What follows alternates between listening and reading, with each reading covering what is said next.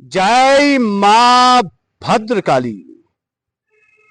सभी भक्तजनों को नवरात्र पर्व की हार्दिक शुभ कामनाएं हैं।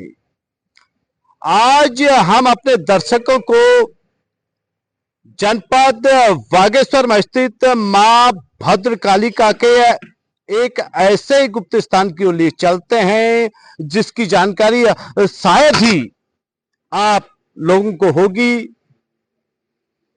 जनपद बागेश्वर के कमशार घाटी में स्थित मां भद्रकालिका का स्थान प्राचीन काल से परम पूजनीय है, आस्था व भक्ति का केंद्र है।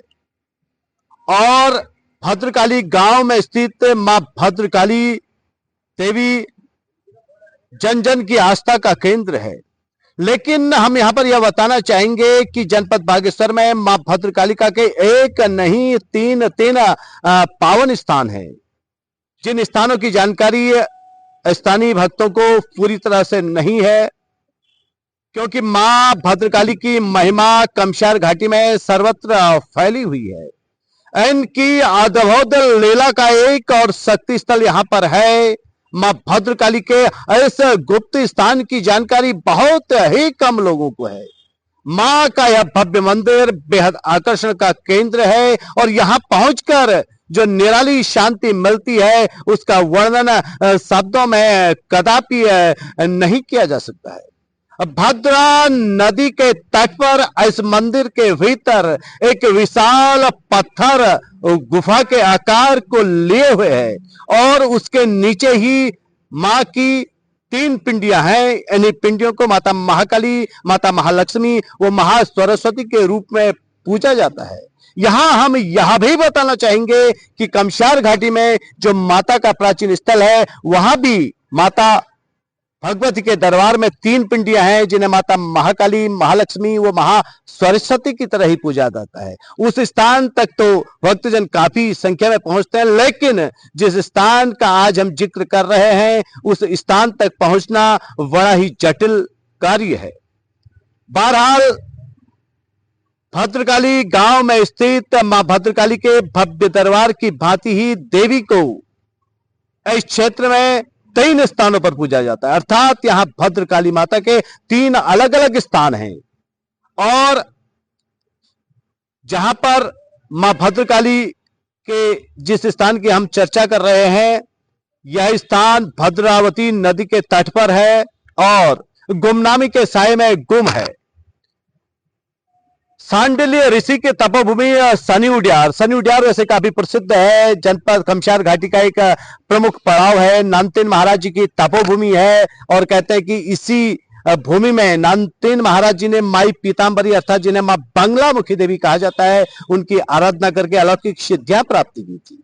तो सांडिल्य ऋषि की तपोभूमि शनि उड्यार से एक मार्ग कुचौली को जाता है।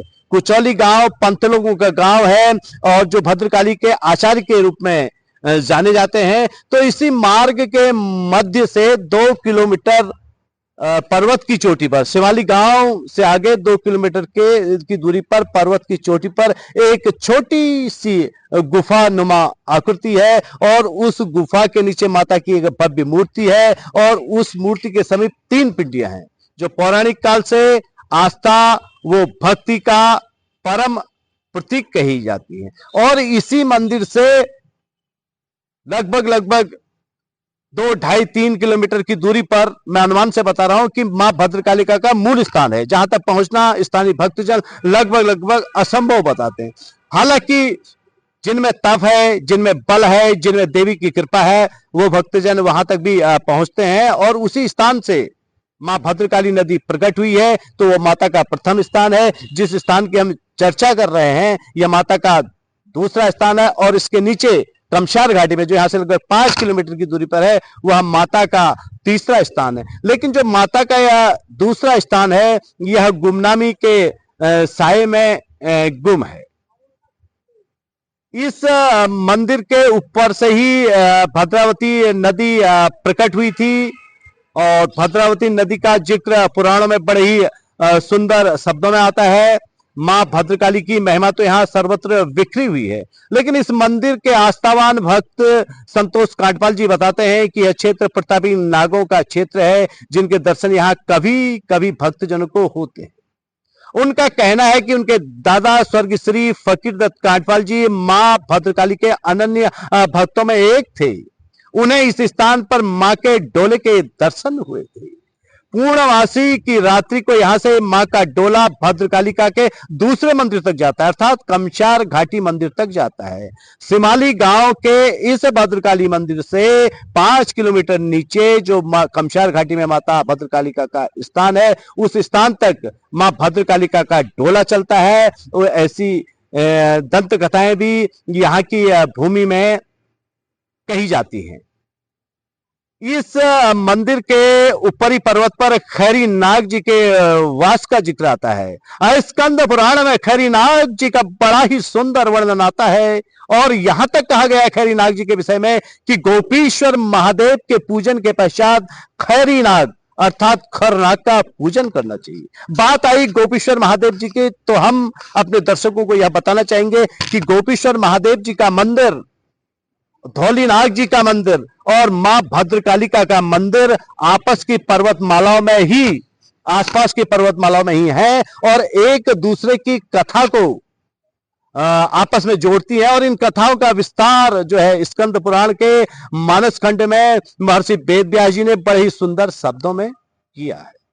अब व्यास जी क्या कहते हैं साहब इस मंदिर के बारे में, भद्रकालिका के इस क्षेत्र के बारे में? व्यास जी ने मानस खंड में मुनिवरों के समूह को, जब कभी मुनिवरों ने उनसे क्षेत्र की महिमा जाननी चाहिए, तो व्यास जी ने मानस खंड में मुनिवरों के समूह को बताते हुए इस क्षेत्र का वर्णन करते हुए कहा है कि शिखर पर गोपीश्वर का पूजन करके खर नामक महानाग का पूजन करना चाहिए, तब ध्यान पूर्वक गोपालक नाग का पूजन करें। गोपालक नाग का भी यहां जिक्र आया है। वहीं गोपियों तथा नाग कन्याओं के समूह का पूजन करें। इस क्षेत्र को गोपीवन भी कहा जाता है और कई भक्तजन तो इस क्षेत्र को उत्तराखंड का वृंदावन भी कहते हैं। मतलब ये जो घाटी है, ये घाटी आध्यात्म की विराट आभा को अपने आप में समेटे हुए है। महर्षि सांडिल्य से आहूत गुप्त सरस्वती का भी एक वर्णन पुराणों में मिलता है।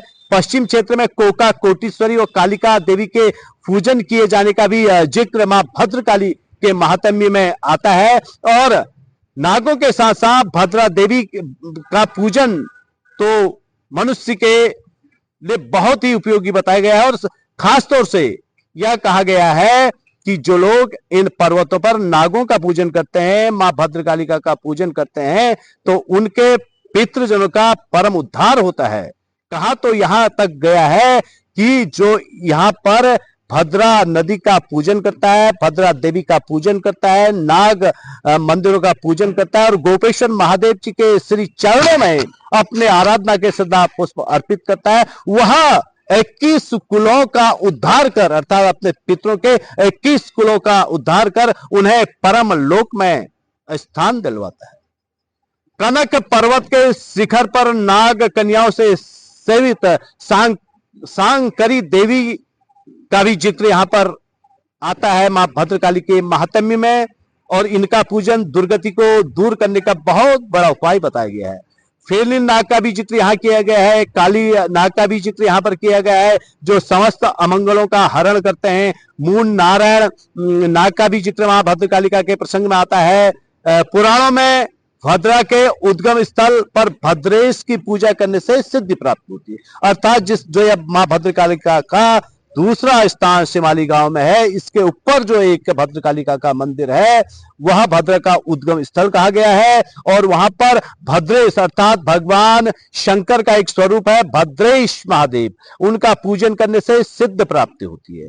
और इस क्षेत्र में जिन नागों का जिक्र महर्षि वेद व्यास जी ने पुराणों में किया है उन पर में चटक नाग, श्वेतक नाग, काली नाग आदि तमाम नागों का जिक्र, भद्रा के तीर्थों का सुंदर जिक्र पुराणों में मिलता है। बहरहाल कमशार घाटी की भांति ही मां भद्रकालिका का सिमाली गांव में एक प्राचीन मंदिर है। जब कभी आप भद्रकाली दरबार के दर्शन को आए तो शिवाली गांव में पहुंचकर मां भद्रकालिका के ऐसे गुप्त पीठ के भी दर्शन करके अपने जीवन को धन्य करें। जनपद बागेश्वर में स्थित मां भद्रकालिका के एक नहीं तीन तीन दरबार प्राचीन काल से आस्था व भक्ति का संगम है, जिनमें जो मूल स्थान मां भद्रकालिका का है वहां पहुंचना बहुत ही दुर्लभ है। यह एक शोध का विषय है, खोज का विषय है। बहरहाल मां भद्रकाली आप सभी का मंगल करें। इन्हीं शुभकामनाओं के साथ मैं रमाकांत पंत,